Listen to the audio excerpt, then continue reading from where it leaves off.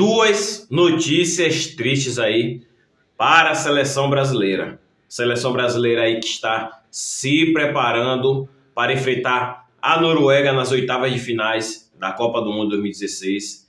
Teve aí duas notícias tristes aí, não só para o elenco, mas também para o torcedor brasileiro.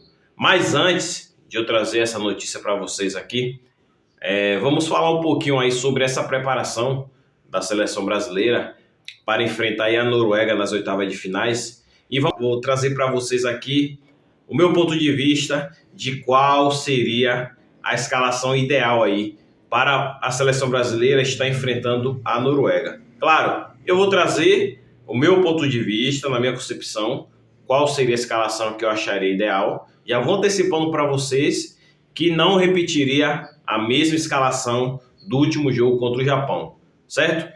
E eu quero trazer aqui para vocês, porém eu quero que você que está assistindo interaja comigo. Quero saber sua opinião, se você vai concordar com essa escalação, e se você não concordar, quero saber de qual forma você faria a escalação, o que você mudaria nessa escalação, tá certo? A seleção brasileira enfrenta aí no domingo a Noruega, isso mesmo. Eu trouxe outro vídeo aqui dizendo que eu estava torcendo para que isso acontecesse. Noruega passou um sufoco, quase perde, porém saiu vitoriosa e vai enfrentar o Brasil nas oitavas de finais. Eu queria que esse confronto existisse porque, pelo mesmo motivo praticamente, vimos a seleção brasileira ganhar do Japão e responder toda a provocação que o Brasil teve do Japão. A seleção japonesa, de certa forma, ela chegou a desmerecer a seleção brasileira, né? Dizer que não causava mais medo em ninguém, que a seleção brasileira já foi boa. Mostramos em campo que não é assim. E a Noruega, ela praticamente fez a mesma coisa, só que de forma indireta. Como? Ela entregou o jogo para a França. Isso mesmo. Se você analisar bem o jogo da Noruega contra a França, a Noruega entregou de forma indireta o jogo para a França para poder vir para o chaveamento do Brasil. Por quê? Por achar que o chaveamento do Brasil, enfrentando o Brasil, seria um chaveamento mais fácil.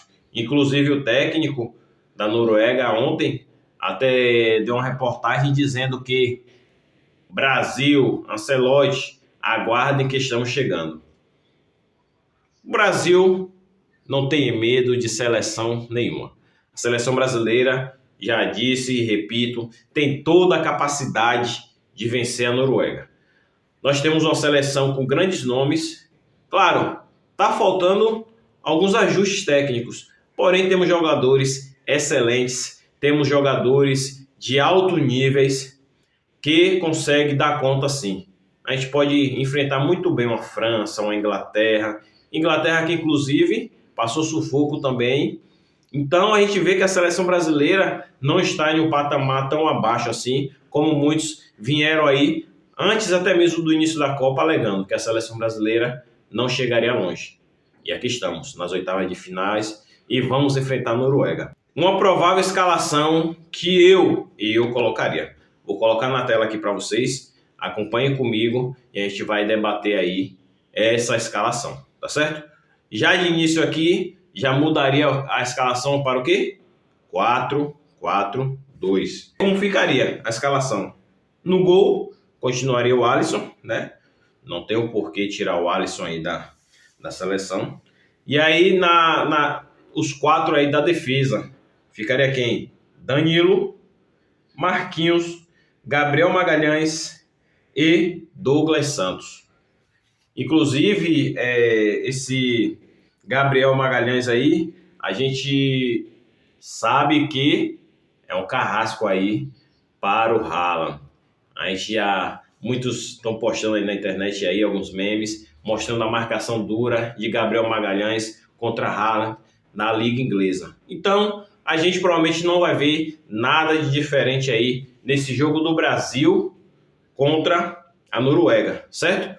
Até porque Gabriel Magalhães está jogando muito, o menino está liso. Vamos lá, depois dessas quatro linhas de defesa, a linha de meio de campo.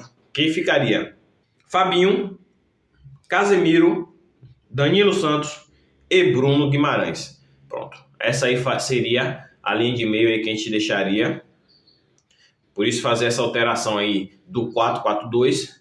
E no ataque a gente deixaria o Ryan e o Vini Júnior. Por que o Ryan? O Ryan, ele tem entrado muito bem. Nos últimos 2 jogos, o Ryan entrou muito bem. Não deixou a desejar. Tá com todo o gás, com todo o pique. Tá querendo mostrar serviço para se manter na titularidade. Então, o Ryan merece estar aí nessa dupla de ataque. Então essa seria, para mim, na minha visão, a escalação ideal aí para a seleção brasileira, certo? Quero saber se você concorda, se você não concorda, deixe seu comentário para saber sua opinião. E vamos lá, quais são essas 2 notícias tristes para a seleção brasileira? A primeira, que todo mundo já sabe, Rafinha. Rafinha ainda está em tratamento para recuperação, porém, as notícias não são muito boas.